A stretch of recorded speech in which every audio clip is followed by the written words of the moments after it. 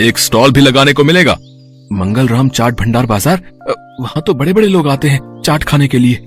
अरे तभी तो कह रहा हूँ, अगर जीत गए तो रोज की अच्छी खासी कमाई होगी और 5 लाख मिलेंगे वो अलग। मंगलराम चाट भंडार कोई ऐसी वैसी जगह नहीं थी, बल्कि शहर का फेमस चाट बाजार था, जहाँ शहर के बड़े बड़े लोग चाट खाने आते थे और कई टूरिस्ट भी वहाँ आते थे। उस बाजार में चाट लगाने वालों की अच्छी खासी कमाई होती थी, लेकिन ये सब बातें जानते हुए भी दिनेश उस प्रतियोगिता में कोई खास दिलचस्पी नहीं दिखाता।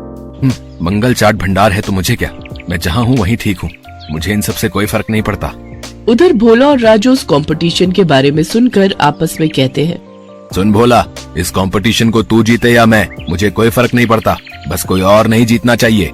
हाँ भाई, बस एक उस दिनेश का ही डर था, लेकिन वो तो हमारी कृपा से फेल हो चुका है, तो अब हम दोनों के अलावा उस कंपटीशन को कोई जीत ही नहीं सकता। अगले दिन हीरो भोला और राजू से मिलने आता है। क्यों भाई, मान गए ना मुझे? आखिर मैंने शराब और जुए की लत लगाकर उस दिनेश के धंधे को चौपट कर ही दिया भैया। तुम्हारे एक बार कहने से ही तुम्हारे दुश्मन को कैसे ढेर कर दिया मैंने।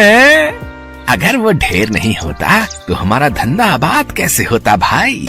उसकी पेप्सी पानी पूरी ने तो हम लोगों का धंधा ही चौपट कर दिया था भाई। तभी उनकी ये सारी बातें दिनेश सुन लेता है और अपने किए पर उसको बहुत पछतावा होता है।